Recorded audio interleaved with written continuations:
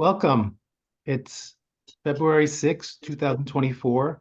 I'm Joe Weston, and we're here for our monthly global practice for reviving the global heart. It's really a pleasure to see you all. And as always, it's great to see familiar faces, and it's great to see new faces, and to see faces I haven't seen in a long time. Serafina, who's coming in from Holland, dear friend, doing amazing work around the world. It always touches my heart. Jason in Colorado and the rest. And as always, we meet on a regular basis to hold space together, to practice together, to share hearts with one another, with this idea of seeing what's unfolding on this planet, looking at the human family as a global heart, and acknowledging that the human heart may not be so well at the moment.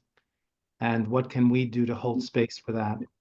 And looking at it from the perspective of we're seeing that so many things around us are crumbling. Old systems are crumbling away as new systems are emerging and being born. And that we can see ourselves as midwives for a system that's dying, and midwives for a system that is emerging, being birthed. And that is a philosophy that I hold and that we hold, is that the world needs more of us now to hold that space of fierceness, of compassion, of resilience. And as I say, what we cultivate in the work that I do with respectful confrontation, and especially with fierce civility, is to cultivate becoming nurturers and protectors, not only for ourselves and our loved ones, but those who we may even see as adversaries, certainly for strangers. And being nurturers and protectors for the integrity of how we're engaging with one another. So, as always, I start with a little talk to set the motivation, and then we get a chance to practice together, and then afterwards there's time to reflect. And I'd actually would be interested to hear a little bit from you, perhaps, but there's so much emerging on the planet, and we were doing this practice on a weekly basis for like 5 years. We're now doing it monthly, and the world seems to continue to challenge us in holding that space of fierce compassion and resilience. And so on one level, we can say thank you for teachers for the practice. On another level, it's like, oh my God, don't we get recess? Don't we get just like a little bit of a break? And it doesn't seem to be going that way. So how do we find that? And how do we continue to take care of ourselves? And I want to talk a little bit about another layer of hope. There have been many sessions over the 5 years where I've asked you, what brings you hope? And that's an important part of the work. In the fierce civility work that I do, a large portion of the book is broken down into what I call the six-step pathway to hope. And I'm often asked by people when I do podcasts or interviews, Joe, do you really have hope for what's unfolding? And I often say, I may not be very optimistic, but I do have hope. Meaning that I can't guarantee that it's not going to get messy. It is messy at the moment, and it might get messier. And that's why we cultivate resilience. And I do have hope for the human spirit. I have hope for what comes out of that. Just like in any birthing process, there's contraction, there's pain, there's fear, there's the unknown. And we may not know what's going to emerge. I have hope that what emerges is going to show the best of who we are as human beings. I want to bring this up because there's a film that dear friends of mine, 𝗵𝗵𝗁 𝗵𝗶𝗰 and her partner 𝗵𝗵𝗁 have been making many films characterizing the plight of the people in Myanmar. And I want to hold this in the context of what's unfolding on this planet, and also seeing this from the perspective of when we talk about in our practice, how do we soften our labels around loved ones, adversaries, and strangers? And I wonder if we really get a perspective of how many strangers there are. I was looking it up, and I happened to see what's the population, the percentage of the population of the people of the United States in terms of the world population, and it's like 4%. So I'm saying this to my American friends here to think just in terms of perspective, how focused we are on the issues that are happening in this country. And there are some awful things happening in this country and things that need to be addressed. However, to think of it that it's 4% of the world population. So as we increase our capacity to hold more strangers in our hearts, to consider that. And I didn't even look up for the Netherlands. It must be like 0.000004% percentage of the Dutch in terms of the world population. And when you think Yeah. of it, the 18 million people in Holland, not all of us, how caught up we get in our issues and they become so big. And I think by zooming out a little bit and see that it might help with gives a bit of perspective to bring us some peace and get out of that reactivity that we're in. I bring this up because Corinne and Peter, they've been making films now about what's happening in Myanmar and the military coup there. And we hear a lot about what's going on in Gaza and a lot about what's going on in our own countries. But how many of us are really know what's going on in Myanmar and Sudan and Yemen and other parts of the world, in the Ukraine? We hear about that, but what's really happening? And how engaged are we with that? And I'm going to put the link here. It's a short film, a 15-minute film, one of the many films they've made. It's the New York Times presented it on 𝗪𝗁𝗁𝗁. I don't know if I'm saying that right, so I forgive him and anyone else who may know Burmese, how I'm saying that. And I want to see if I can pull up really quickly this picture. This is just a photo of him. Can you see that? Yeah. This is he was an artist and a poet and a dissident. And he was arrested for 37 years, and 13 of those years he was put into solitary confinement. And and this is what this film is about. I recommend you watch it. It's only 15 minutes long. And he cultivated within himself his practice of hope. And one thing that there's one quote in the movie that I really was in the film that I really loved, and putting it into this perspective of what I'm talking about now for us to consider, to expand our capacity to hold more beings in our hearts and the plight of more beings. And at one point, it's a series of letters that people are writing to him. He passed away from his illnesses from being in prison. But these are citizens who are currently being held under horrific conditions in Myanmar. And one of them says, peace means being able to sleep in your home without anxiety. Mm. Peace means being able to sleep in your home without anxiety. And we all go to retreats and we all do this thing where we have these lofty ideas of peace. And I know I was tracking this with my friends in Gaza even before what happened in October 6th, 7th, when they would ask me if I can give them practices to help their children not freak out when the bombs were dropping. That there are so many people in the world that just this idea of being able to sleep in your home without anxiety is a luxury. And then he also says something very beautiful that really touched me, that he discovered when he was in prison.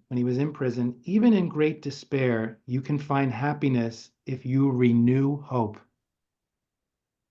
Even in great despair, you can find happiness if you renew hope. So I've been thinking a lot about that and thinking of what is the power of hope and what does it mean? And like I said, we've had discussions before where we talk what brings you hope. But I'd like you to just consider, what is hope? What is it? And why is it important? Does anybody want to just unmute and maybe share an idea or two?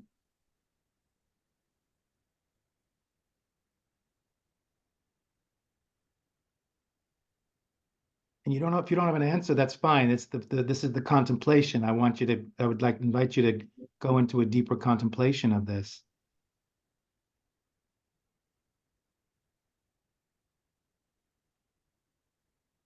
Joe, when our son Matthew graduated from Yale, the speaker was Tom Friedman, who is a New York Times journalist. And his whole message was he very much cared about a two-state solution for Israel. And he said, it is absolutely essential never to give up hope. And those were his closing words to the graduating class. And they've resonated for me. And I think what hope expressed that way reflects is it's our engine. Beautiful. It's our engine. Someone type that in the chat. I just think that's powerful. It's our engine. Beautiful. If you see it the same way, make us do something. Just put your hand on your heart, or anyone else? For me, Engine. that's such a great question, Joe, because I've never really thought about just the direct question of what is hope. What comes for me, however, is just being able to sit in my heart space and hold a vision for something to turn out, in the most loving, kind, beautiful way. Beautiful. How would you encapsulate that in like one couple of words? Holding a vision in our heart. Holding a vision. Good. In our hearts, a heart vision. Thank you, Jason. Anyone else? Hi, Joe. Yeah. I see hope as a garden, right? It's something that we all have, right? We have this little plot of land, but it takes tending to and attention for it to really sustain us, right? But that's me on my end. And that's you on your end. Yes. Yes. And that's powerful. Good. There's so much hope in that hope garden, right? It's a garden, right? There's so much hope there. There's so much potential. There's potential, but we have to plant it there, right? And that's where the intention and the care comes in. Yeah. Yeah. Beautiful.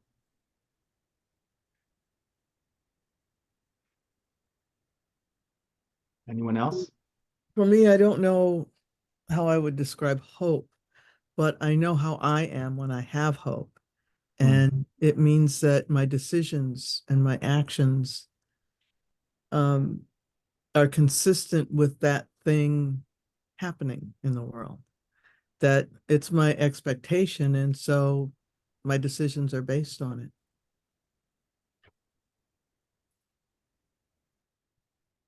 So there's a recognition of when it's had, when it's embodied. Yeah. Thank you. You might have more ideas, and we'll have time to share afterwards. Ophelia, did you want to say something? No? No, I'm enjoying other people's opinions. Okay. I thought I saw you getting ready to say something. Yeah. I'm gonna take a little further from what Joshua so beautifully said. And that's how I see it. It's a practice. I will quote, I don't know how a reliable source this is, but you know me, my sources come from different places. The Hunger Games. In the Hunger Games, it's very clearly said that fear is a very, very powerful tool, but hope is more powerful. And that there's a whole philosophy about why they do the Hunger Games, because it invokes hope. And that fear, we can see, is playing a very, very big part in what's unfolding in the world right now. How much we are activated, how our nervous systems are in a constant state of dysregulation and overstimulation with images and messaging. And it's hard to break from that and to come back to ourselves. That requires a practice. So we're seeing how fear is really running things in a certain level, and that according to the philosophy of the Hunger Games, hope is more powerful, can overcome fear. And for me, the way I see it, I borrow this from my Buddhist teachings, and I'm not a Buddhist teacher, so what I share with you is not Please don't take it as totally accurate, but in particularly the Tibetan Buddhist traditions that I follow, we talk about that everything is impermanent, the idea of impermanence, that all things are impermanent, that every phenomenon in the universe, there is nothing in the universe that is fixed, that is concrete, that exists on its own, and that just suddenly spontaneously came up. Everything is a result of causes and conditions. It's a lot of maybe interesting, big concepts, but this idea that the more we practice this idea of what is true, that everything is impermanent, that nothing is fixed, we can find peace. In essence, a lot of our suffering comes from the rigidity we have of making things concrete. And that's why for 5 years now, we've been doing this practice where we specifically focus on the lack of concreteness of my label to you of loved one, stranger, or adversary. And that much of our wars and crime and all of that is happening because of we believe that label to be true. You are my loved one. You are a stranger. You are my adversary. And that we, on some level, forget that people can change and our labels can change. So in essence, with this philosophy, if you take it a step further, if everything is impermanent, that means everything is has a potential to be anything. That opens up the idea of possibility. And according to Buddhist teachings, if everything is impermanent and that anything is possible, therefore it's also possible that within you, you have the potential to become an enlightened being. If the potential is there to be a murderer or to be a baker or to be a son or daughter or child, then the potential is also there to be a Buddha or an awakened, an enlightened being. And that gives me hope. Not only for myself, but for every person I encounter, that everyone has within them that potential. Some of us are closer to it than others. I would say very, very, very, very, very, very few human beings are close to it at all. But for me, this idea of breaking it open and saying that within every person there is that potential to be awakened, that gives me hope. Doesn't mean everyone's going to get there. But what it does mean is that I don't necessarily see it with certain people that I see walking down the street at times when my heart is shut down, or I don't see it when I watch the news and see certain people who are on the news a lot. I'd rather they were on the news less, but they're not. They're on the news a lot. It's hard for me to see it.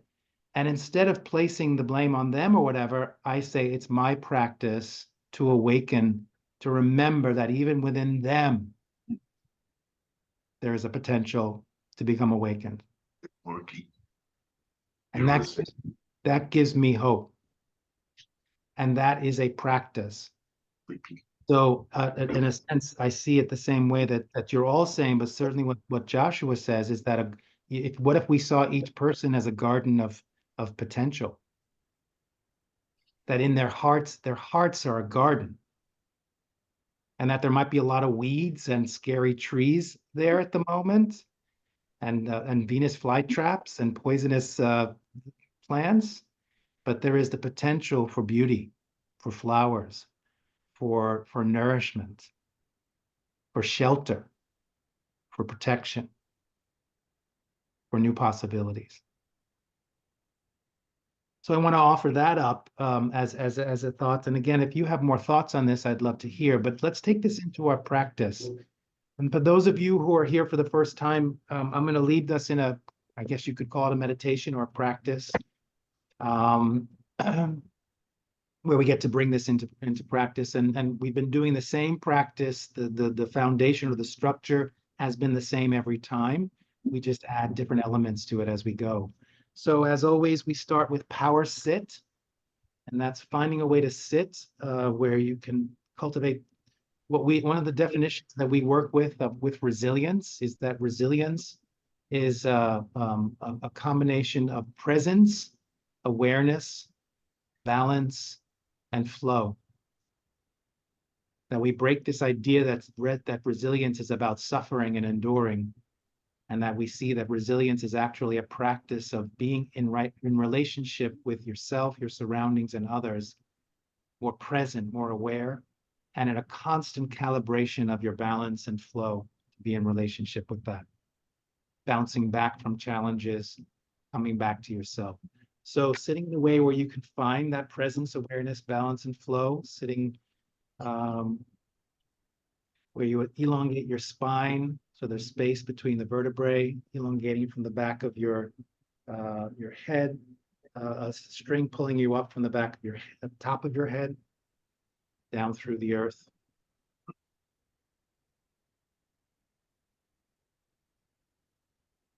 Relaxing your jaw, your shoulders, your belly.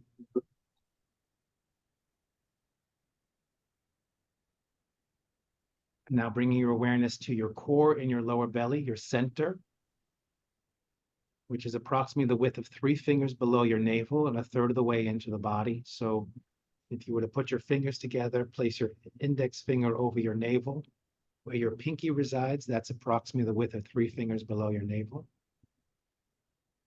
From there, now go inside of your body about 1/3 of the way. Take a moment to focus on that spot. Now in your lower belly, center of gravity, creativity, gut wisdom, where your personal power resides, and awareness.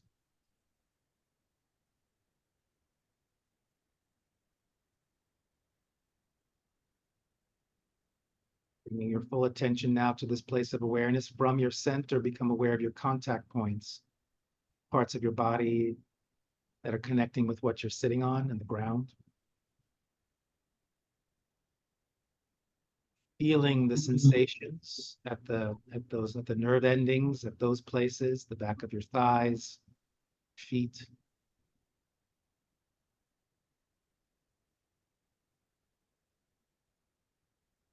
Feeling the stability under you. With that stability, allow yourself to be held, knowing that you can be held.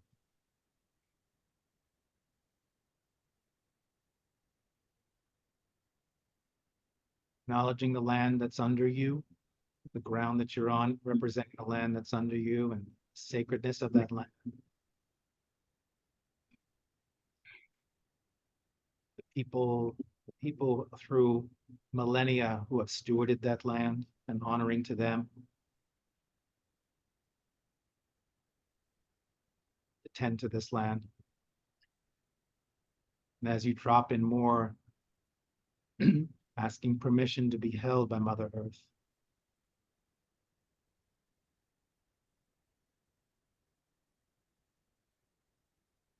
Let yourself be held.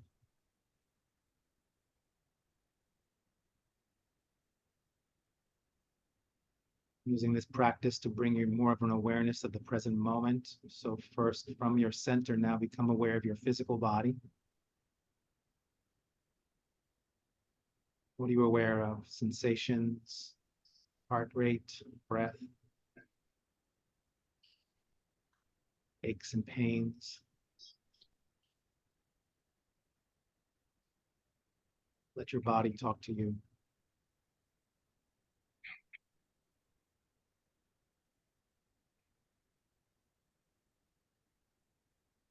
From your center, become aware of your emotional body. What emotions are you present to right now? Remembering this idea that all of you is welcome. No need to judge. Simply give space to the emotions.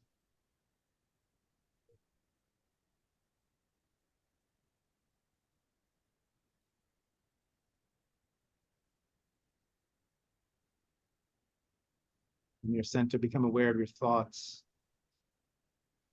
Not necessarily what you're thinking, but the quality of your thoughts in this moment.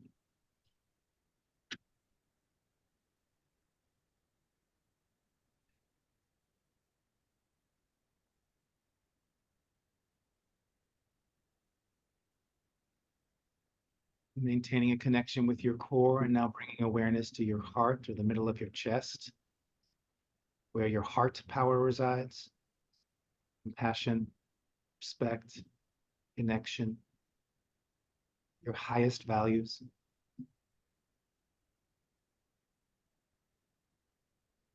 From your center and from your heart, become aware of that part of you which has connection to something larger than yourself. Identifying that part of you that has connection with something larger than yourself. And in this moment, consider, what is your connection to something larger than yourself? Maintaining your connection to Mother Earth under you, opening to your connection to something that may be spiritual, could be humanity, the universe. And in this moment, how connected do you feel to that?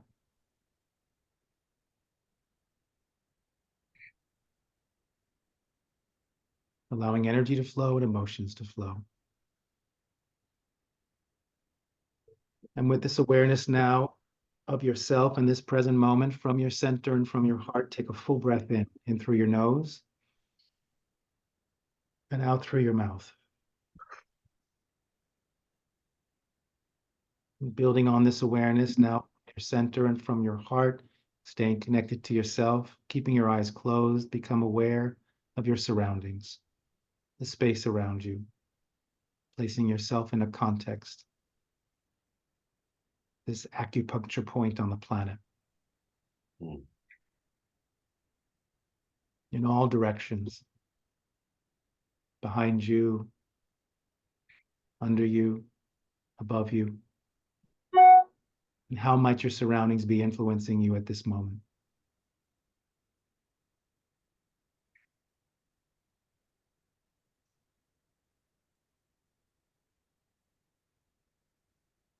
And now, with this awareness of yourself and your surroundings from your center and from your heart, take a full breath in.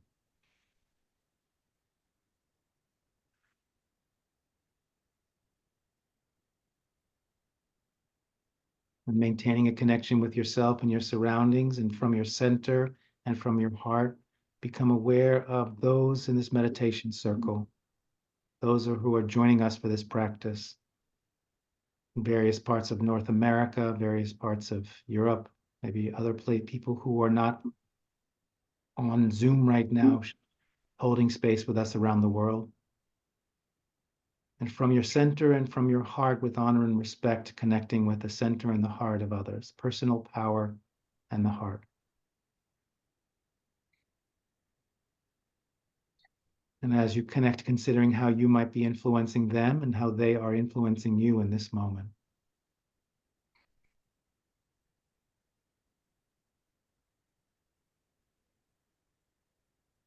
With this awareness of self, surroundings, and others, from self, surrounding, and those in this meditation circle, from your center and from your heart, take a full breath in.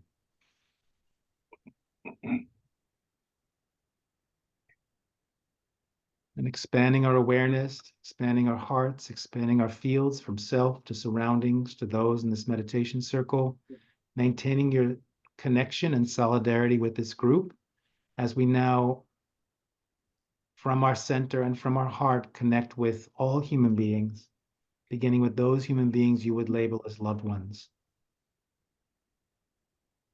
Who arises in your heart when you hear the label loved ones? How many people do you see or feel? Groups of people, individuals.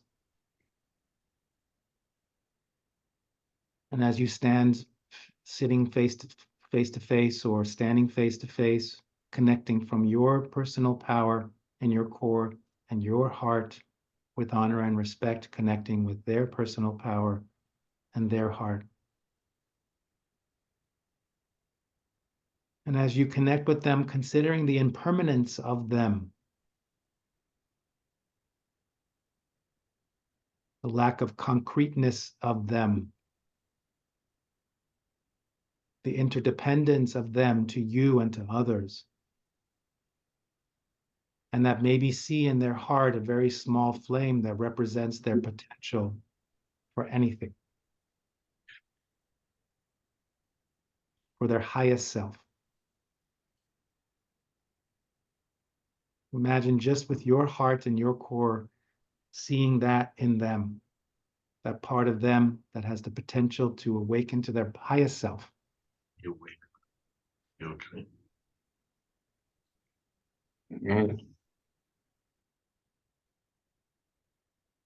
And watch it happening. And as Joshua brought in, imagining that as a garden and seeing, imagine them planting the seeds of their highest values in that garden. And watch that grow and flourish.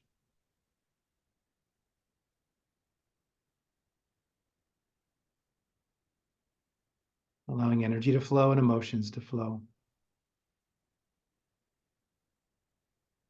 And from your center and from your heart, become aware of those human beings you would label stranger.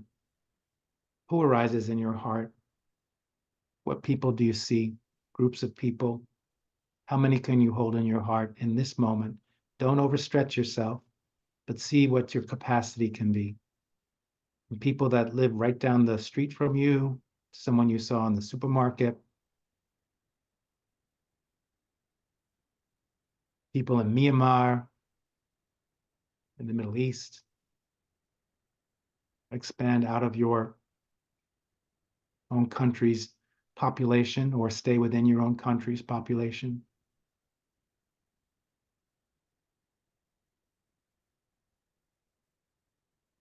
And as you stand face to or sit face to face with them, seeing within their hearts that potential to awaken within them their highest self. You could see it as a flame, you could see it as light, you could see it as a garden.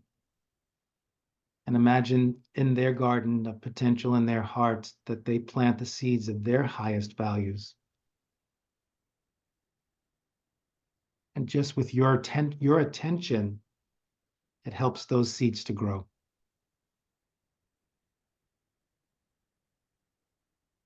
And flourish.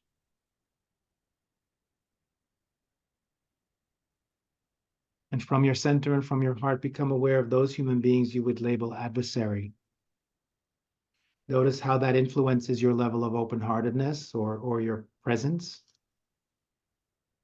And take a look at who arises in your heart. What faces do you see? It could be people in your family. It could be people, neighbors. It could be people you see on the news. It could be groups of people that are oppressors or that you just hold as in that way. Who arises in your heart? When as you stand face to face with them in honor and respect, seeing within them also their impermanence, that this label can also shift. Who they are can also shift with their potential within them. And see if it's possible to see in their hearts that potential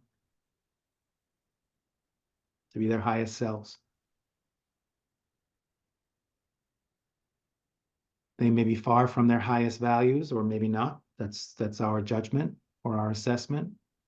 But imagine them, their highest values being planted in their garden in their hearts and flourishing and growing.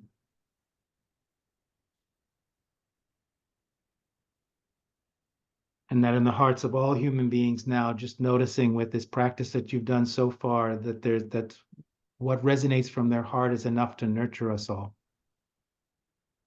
to protect us all. The potential to resolve our conflicts and come up with clear, powerful, resilient solutions to the toughest of problems we face.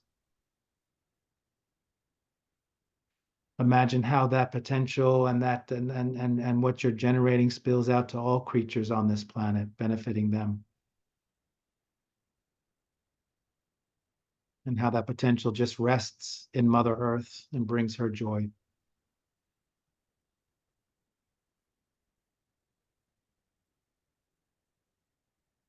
And a way to seal this, like pressing save on the computer from your center and from your heart, take a deep breath in.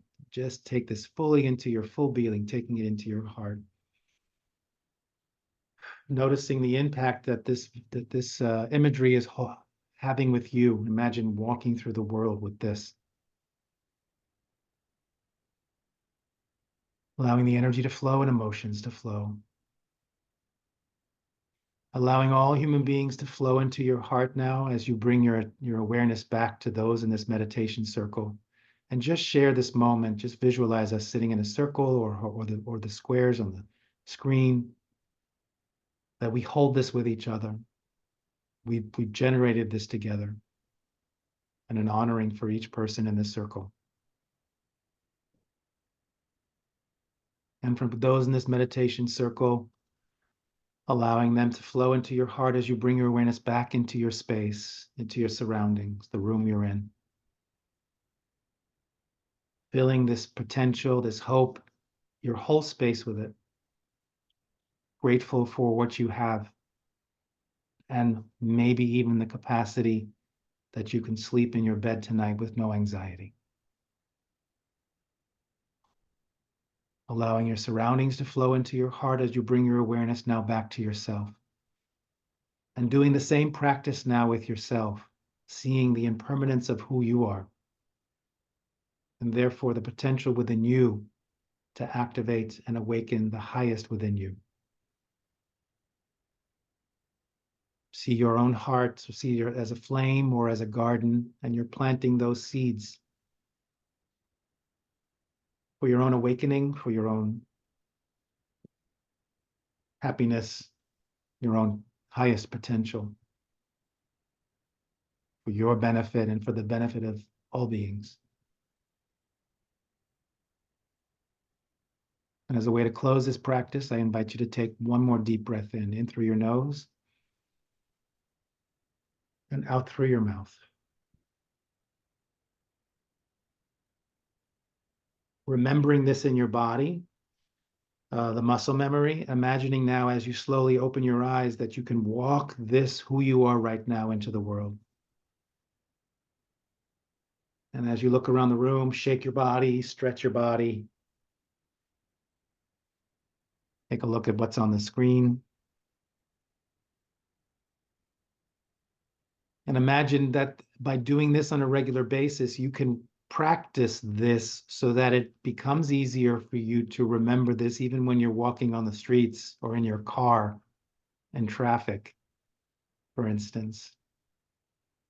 So we started with our motivation. We did our practice. Now we have a chance to reflect. Does anybody want to share any more ideas on hope, on any, or the things I brought up, or what came up for you in the practice?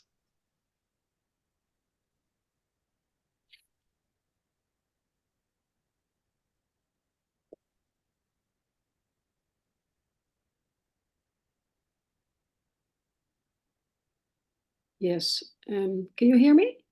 Yes. What came up was that for me, I felt clearly that focusing on hope is for me refusing to give up on love and life.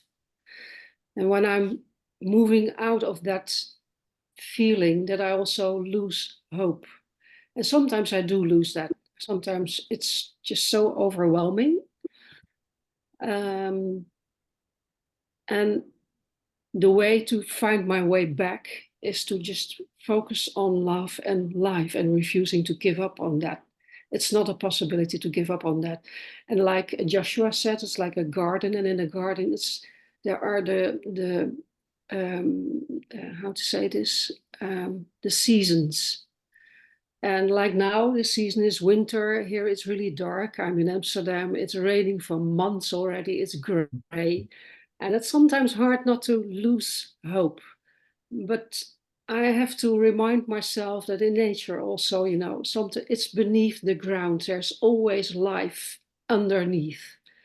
So trust that although I don't see it, it's still there. So that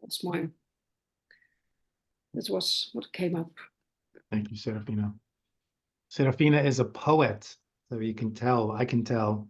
Maybe you want to put a link to how people can find out about your poetry. You don't have to. It's okay. Put a link in, yeah. Beautiful, beautiful work. I don't know if you write in English at all, but While trying to, and it's tough. all of you learned, if you don't know Dutch, learn Dutch and you'll love her poetry. Yeah, thank you. Anyone else? I have a follow-up to our last month's session when I talked about a wonderful interaction with a stranger. And I was thinking about that interaction while I was on the metro in Washington. And a woman sitting next to me reached out and touched my arm. And she said, "I want you to know how happy you make me feel because of the way you're smiling." And I mean, it was a breathtaking moment of connecting with a stranger. And so I said to her, "Thank you so much for sharing how you feel." And I reached out to her and we made eye contact, and that was it. But it was everything about connecting with a stranger and the energy that she experienced brought her some joy and gave her the courage to reach out to a stranger. Yeah. Thank you, Barbara. Let's take a breath. I think that's important to say. I'm not saying it's because of this practice that happened, but that there's causality in that. When we're doing this practice and we're actually practicing on a regular basis, connecting from our hearts to strangers, then just naturally when we're on the streets around strangers, our energy is going to be different around them. It's going to be softer. It's going to be more malleable. It's going to be 𝗺𝗏𝗏. It's going to be more and people feel that, and a lot of as you know, those of you who know my work, a lot of this is about, you know, what are the subtle ways that we can influence people so that they might be more open to something new. And it's not just the words. If the words were enough to get us out of our problems, we would already be out of our problems, because we use a lot of words. So there's much more subtle skill and strategy involved. So to just be aware of that. And Barbara has brought up beautiful examples of her practice and what it means to cultivate more heart relationship with strangers. Thank you, Barbara.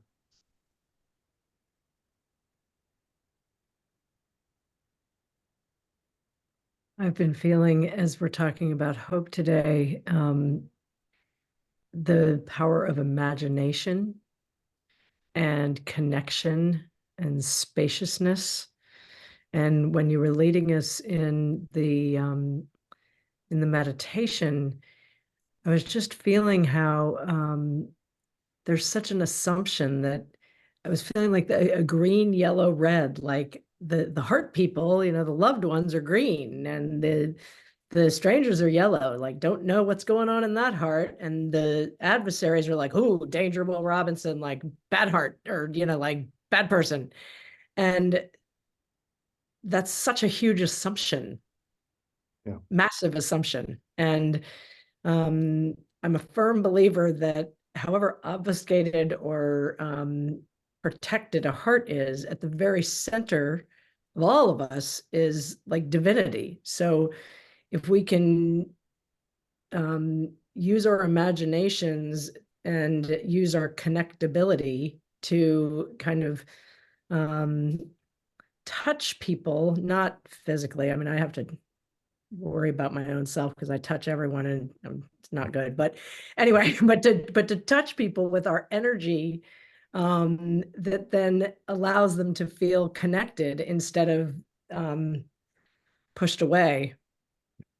What might that do? So, and I also I think of hope as actually feeling and being in the tragedies and being in the full onness of what is actually happening and staying in motion in it, not getting subsumed by it, but staying buoyed enough to act and feel and be in it. So that was a lot of words. Sorry. Oh, beautiful. Thank you. You touched us, 𝗁𝗁. Yes.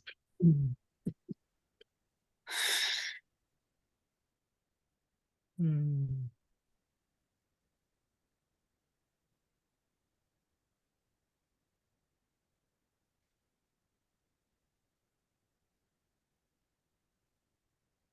Okay.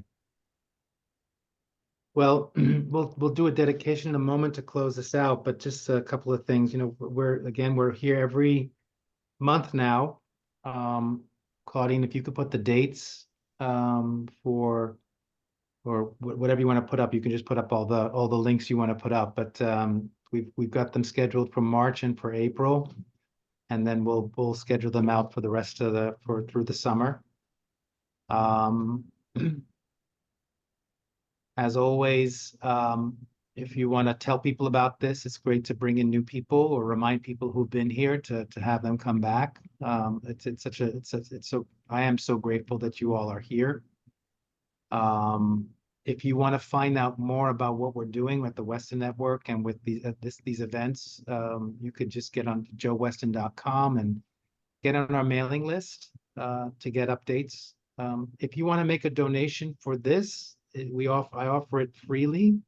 But if you want to make donations for this, there's a link there that goes to the 𝗵𝗶𝗶 project. It's a nonprofit. It's a 501c3. It's a stichting. It's tax deductible. That money is going to further this work. Or buy some books, the 𝗵𝗶𝗶 book, or I say books plural, books, or the Respectful Confrontation books. There's links there as well. And to let you know that I will have already done my TED Talk the next time we meet in March. I'm doing TED Talk on March 8th. And I just found out, I didn't know this, that that's going to be live streamed. Joshua, did you plan that? You got to do that again. Do that again. Look at that. Wow, see? He's already awakened, Joshua. He's already got these coming out of his halo. It's a practice. Yeah, it is. It is. So on March 8th, I'm doing a TED Talk in Youngstown, Ohio. It's on chronic niceness. I've talked a little bit about it. I'm very excited. Please keep me in your heart. And we will send the link. If you get on the mailing list, we'll send a notice of when it's going to be live. The problem with the live stream is I won't know until the week before. There's 16 speakers, so I don't know when I'll be speaking. But just if you don't happen to watch, but then they will edit it and it'll be posted on YouTube. And I hope you watch it and tell 1,000 of your friends to watch it. Planting those seeds. Yeah. But hold me in your heart for that, and I'll have stories probably when we meet on March. I think it's the Tuesday after that, I believe. What is it? March 12th, yeah. And be in touch if you have questions. I know there's a few of you here who I owe emails to, so I'll make sure to get those out and connections. And remember this idea of what can you do on a daily basis to practice hope? Remembering it's a practice, and what the world needs now is for us to continue practicing it. It's another level of resilience. So let's offer a dedication. I always say, as my favorite thing to say, one of my favorite things to say is that it's a statistical miracle that these 17 people come together of the 8 billion people on the planet to hold space as nurturers and protectors and midwives for the human family and for the planet and all of its creatures. With that idea, let's direct that energy that we have generated from our hearts, from the magic that we've all created and the powerful people who are in this circle right now, to places in the world where it's needed for your own endeavors, for people in your life who are struggling emotionally, mentally, or physically, spiritually, to groups of people or institutions that could use some support right now and light and peace. And I'd like you to consider that for people even in the United States who are struggling in other parts of the world, that may all human beings be able to sleep without anxiety. May all human beings, in whatever villages or towns or cities they are in, whatever they are struggling with, that they may experience what it is to sleep at night with no anxiety. Okay, thank you all. Great to see you, and see you next month. To bring a friend or two along, and have a great month. Thank you, Joe. Bye, everybody. Yeah. Thank you. Thank you. Thank you. And